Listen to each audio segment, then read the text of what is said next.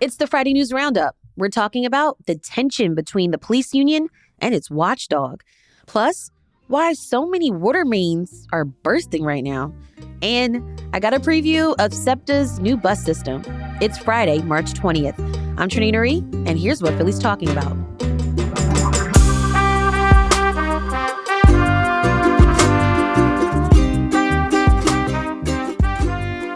Joining me this week at the Filler Club is CityCast Philly senior producer Abby Fritz. Hey, Abby. Good morning, Trenae.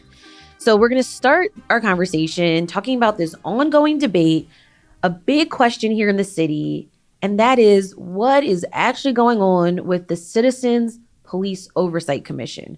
The purpose of this entity was to independently investigate alleged police wrongdoing. We got to go back to 2020, right? And you remember sort of the social discourse after the police killing of George Floyd in Minneapolis, right? Yeah, it led to a lot of different changes in our police systems across the country. Yes, and so many cities and police departments were grappling or rethinking about accountability and oversight. So here in Philly, Councilmember Curtis Jones led sort of like the initial efforts, so to speak, to basically create a group that would investigate any wrongdoing. It would be an independent group. Yeah.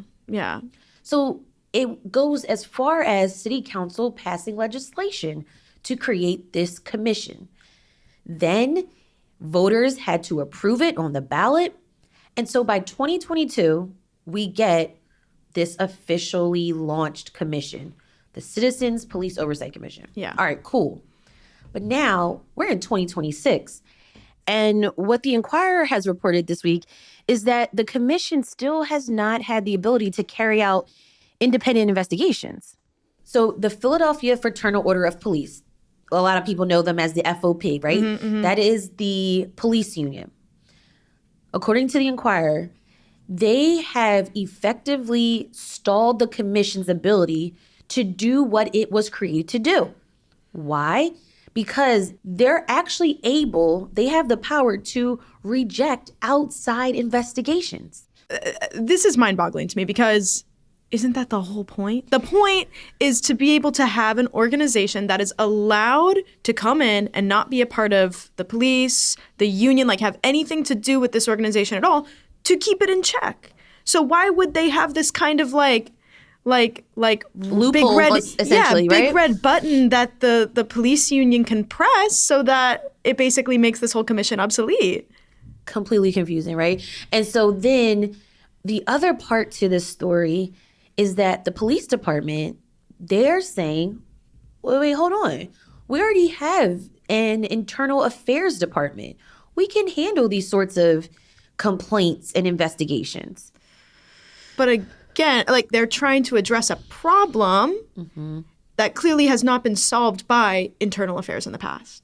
Okay, so now some of the questions that are being raised, can all three of these entities collaborate? What progress has been made over these past 4 years? So now there is this new process. And according to the Inquirer, again, this is called the live audit process. And essentially, it is intended for the commission staff to give recommendations to the internal affairs within 11 days of a complaint of police misconduct. And then internal affairs has to get this information before they complete their report. Okay. So here's some key findings. Again, according to this article in the Inquirer, in the latest audit, the commission reviewed more than 350 cases accusing officers of physical or verbal abuse, lack of service, or some sort of department violation or some other allegations. In about 40% of those cases, internal affairs sustained the allegations, many of which were administrative violations. And then internal affairs agreed with the commission's recommendations 40% of the time as well. So, I mean, they're having some dialogue and agreeing on how to move forward. And I mean, I think 40% of the time, if you are taking good feedback, I mean, I think that's productive. And I think that should be credited to the commission, you know? I think it's all about the level of oversight. And even this commission has had some turmoil with like staffing issues. Yeah, they're looking for a new leader to head the organization right now. Yeah. And to me, you know, a quote from the article that I found really interesting was from council member Nick O'Rourke. And it takes a very, very, very strong executive to be willing to increase oversight into departments that they have oversight over. And I think that's like to your point, Trenae, like if you believe in the work you're doing and you believe you're managing your team, your investigations, like everything well, why wouldn't you want someone else helping out with that? It seems like you should be willing and happy to have checks and balances in place, right? Like, right, but can you imagine though, like on the end of possibly like the FOP side or like the police department side, we already had those systems in place. Yeah. Why are we getting more oversight on top of oversight? And I think I get it from both angles where it's like in internal affairs, generally these are people who are really familiar with the institution, with the people that are in them. And this oversight commission is a mix of people of various backgrounds and coming from different places. But I think ultimately that's good. Like there should be a balance here of being able to have an outside perspective. And I mean, clearly the union, like they can hit the red button and say, no, you don't get to do this investigation. So it seems like they still have a considerable amount of power in this situation. That's an interesting perspective. And you know what? I would say, should there be independent oversight commissions for other city departments, right? That are impacting lives of Philadelphians. I'm thinking Department of License and Inspections. That is super important to business and safety issues, right? Yeah. Because I think there is a degree that there can be collaboration, but there is also to the collaboration, there is a check and balance because the FOP can say no. Yeah. But yeah, we'll look more into this in the coming weeks. All right, we've got more news after the break.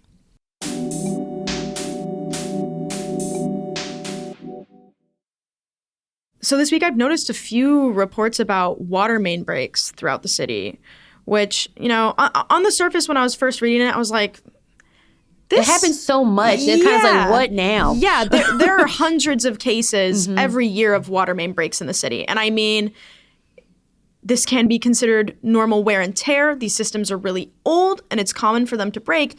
But, you know, the ones that happened this week, there was one in Nicetown, Tioga at Broad Street and Hunting Park Ave, and it caused a closure of the intersection on Tuesday night. And then another thing that happened on Tuesday was over in Kensington at Frankfurt Ave, off of Allegheny. There was a water main break, and a water department truck that was set out to fix it ended up like falling through a part of the road because, like, you know, when these water main breaks, there's water spewing, and it can make things a little more sensitive in terms of driving, you know, like pressure on the street, all that. So the truck fell into a hole. The truck fell into a hole, and that created another crisis. They had to get a bigger boat. They had to send a bigger truck out there. And then also there's a water main break happening. You know what I mean? Like while this is happening. And then on top of all of that, the neighbors were saying that there were 2 other water main breaks that happened on this street in the past 2 months. Can you believe that? I mean, so what is causing these water main breaks to happen? Yeah. I mean, generally, it's going to be weather related. That's why wintertime is when there's an increase of these water main breaks because the cold weather freezes pipes. And, you know, and it's hard because we were one of the first cities in the United States to build up modern water infrastructure, which also makes us one of the oldest and most aging, you know, in terms of keeping up repairs and things like that. These things are under the ground sometimes. You can't like go and look at them all the time and be like, oh, is this one good? Is this one gonna blow? And also it can literally be like water freezing within the pipes. The pipes can be new and they can break too. So it's really hard sometimes to mitigate when these things happen or figure out when they could happen. That's why, you know, colder months, extreme weather changes, those things impact it the most. And I mean, it's really, really disruptive when water main breaks happen to a community. Absolutely. I mean, there's flooding. You know, your basements can get flooded. You can have damaged property.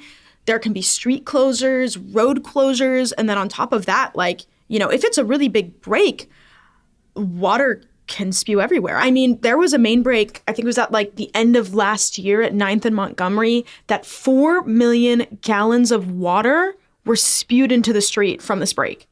Well, I don't even know how to comprehend if that happened in my neighborhood. So did they ever get that truck out? They got the truck out. It seems like it's all good, but it was just one of those things where it's like one thing on top of the other. And it's been impacting these neighborhoods so much so that like PWD was running on an emergency schedule, meaning they had like maximum staff on call to fix all the breaks.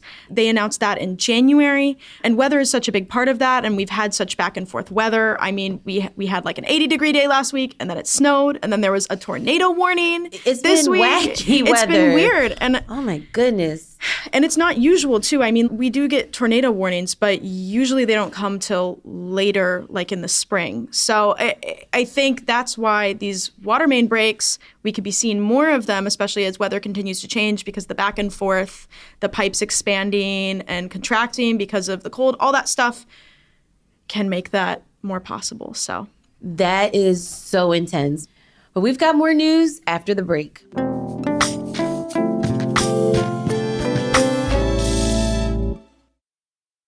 Okay, so last week we talked on the show about SEPTA's new bus system, and I went to the first community meeting this week.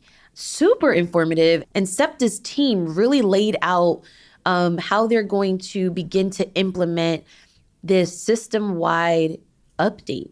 And so they really looked into bus routes that had very low ridership. Yeah. They looked into bus frequency, the length of rides, and some routes riders were telling them, we would like more Sunday service. So the rollout of phase 1, that is going to begin in August. And you can read more about this whole rollout on SEPTA's website. It's going to basically, again, begin in August and run through about August of next year. So there's going to be some new and extended routes. So expect some changes to service in Juniata and Kensington. There's going to be better connections between Frankford Transit Center and Cedarbrook Plaza along Cheltenham Avenue, Adams Avenue, Roosevelt Boulevard, and Pratt Street. Roxborough, Manayunk, the neighborhoods that are so close together, they're getting better service between the two neighborhoods and some express service into Center City. And I got to ask a question. I asked, how often are buses going to run in this new system? Because on the website, we've seen and heard SEPTA say they want to be more efficient. They want to have better service. And a representative said about 15 minutes or better. So I'm looking forward to these changes. They did mention, as a heads up, begin to look for updated and new bus signage. Oh. That will be coming as well, too. That's awesome. That's so great you were able to ask a question in the meeting. Were other people also able to interact? Was it a good absolutely. conversation? Yeah, it was a good conversation. And it wasn't too I have no idea what you're talking about. But it was pretty interesting. And I think even for me, it was interesting how they break certain neighborhoods down and all the routes. We should talk to them about neighborhood names. Yeah, right. But yeah, I'm actually looking forward to this new system. Yeah, especially after it got delayed last year because of all the holdups in the state budget. I like how they're not calling it the bus revolution anymore. I feel like that? Well, no, I just think it's funny. I think that there might be some we don't want to use the name again. Like we don't want the same thing to happen as last time, kind of. So they're just calling it the new bus system. Yeah, the new system. I'm here for it. Yeah. And I think I'm going to try to go to one of these too, because the town halls are meant to give an approachable space for people to find out more about this big change that is coming to the city. There's going to be more town halls coming. There's one on March 25th at 6:30, and it's going to be in West Philly's Haddington neighborhood at Community Action Center 4. And then there's going to be one on April 2nd out in Westchester at 5 p.m. It's going to be at Westchester Borough Hall. And then they'll also have just open house sessions, and you can find all of that information on SEPTA's website as well if you want to go to one of these. So over the past couple of weeks on our Friday News Roundups, we have been doing sort of a book club about the One Book, One Philadelphia. This year's book is Our Missing Hearts by Celeste Ng. And we've been talking about Abby. It is so good. So for those who are listening right now, if you haven't read up to page around 200, close your ears. Just or you might want to skip ahead. Yeah. And we're going to talk briefly about this. Yeah. At this point, we're getting more of our questions answered. Yeah. But we are learning about maybe why are the characters making these choices. Yeah. We're getting background. We're getting more context of the state of the world that they're living in. Bird figured out the puzzle that his mom had left for him, and he found her. But the question now is, why is she doing what she's doing? Yes. What's the end game? And has this all been like, this is me like in my motherhood hat, like, was she doing this to protect Bird? Is there a greater cause? Yeah. That's what I'm kind of like thinking about. And I remember you saying one of the reasons why you've liked this book so much is because it's like you could totally see this happening, and it is almost happening like in our real lives right now. Totally. Some of the things that are going on absolutely reference back to like what happened during COVID. You were talking about other references that you thought were coming up. I feel like the librarian is like almost like a conductor of like the Underground Railroad, and like a way of protecting people, also finding people. But totally. the book also, at this point, it gets violent too. Yes, there's hate crimes that Bird witnesses, like while he's trying to find his mother. A lot of this has been alluded to, but I think this is a more direct like what we're seeing, the implications of how the crisis fell out. It looks like certain people were blamed because of their race, and that has continued now into this new era of fear, even post the crisis. Well, I'm going to continue to read the book this weekend. What are you doing this weekend?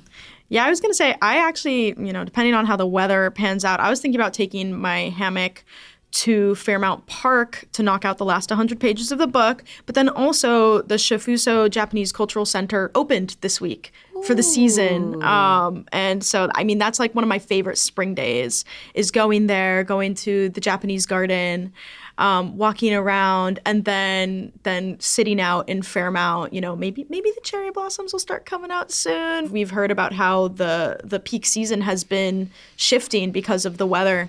But I've gone to Shofuso when it's rained and it was beautiful. I've gone when it's sunny and it's beautiful. So I love it there, and I definitely recommend. How about you, Trenae? What are you up to? Well, I'm going to start a savings account for my summertime fun because quite literally so much is happening. Yeah. It just was announced this week that along with Jay-Z headlining the Roots Picnic, Erykah Badu is also on the lineup. Oh my God. And there's been so much discourse about this festival this week. I mean, I've seen it and heard it all. At the end of the day, Philly is going to show out. Philly is going to represent some way, somehow. What makes all of this discourse even greater is that Jay-Z had also announced 2 shows that are going to be happening later in the summer over at Yankee Stadium. So folks are like, which one should I go to? Are the New York crowd going to come down to Philly? I don't know. All in all, I think people are still going to be excited for it. And it's kind of all about what is the the infrastructure going to look like for this festival to be successful. Yeah.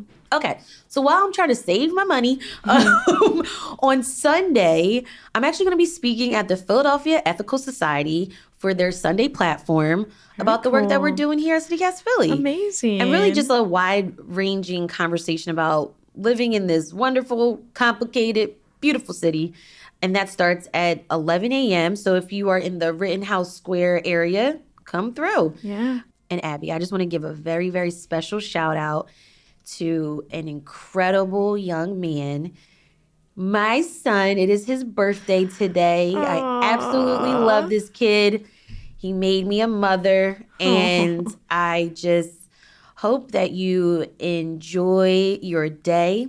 And thank you so much for just being awesome and also keeping me tapped into all things sports, because when we're passing each other on the steps of the house, he said, Mom, did you know that this happened in this team and this trade and da-da-da? I'm like, oh, okay. And so right now he's been keeping me locked into March Madness. Games are going to be playing in Philly down at the Xfinity Mobile Arena today. Get in on the action. This whole weekend is going to be basketball. Happy birthday to him. I hope you guys have a wonderful weekend. Thank you. Sure to do something special. Thank you. And as always, before we go, we want to shout out and thank our CityCast Philly neighbors for their continued support in the show, in the newsletter. And if you're not a neighbor, if you don't know what I'm talking about, head over to membership.citycast.fm.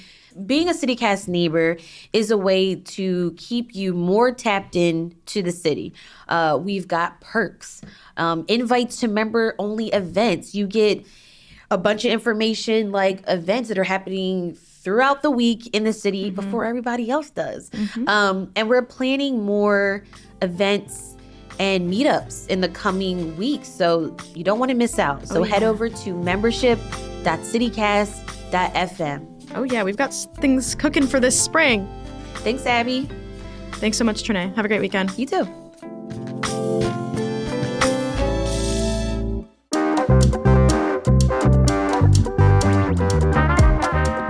That's all for us today here on CityCast Philly. Our executive producer is Matt Katz. Our senior producer is Abby Fritz. Our producer is Emma Talkoff. Our newsletter editor is Siani Cologne. And our host is me, Trenae Nuri. Music is by Philly's own Interminable, with additional music from all the kimonos. If you enjoyed this week of episodes, please share it with a friend. Rate the show, leave us a review, and subscribe to our morning newsletter. We'll be back Monday morning with more news from around the city. Have a great weekend and be safe, y'all. Bye.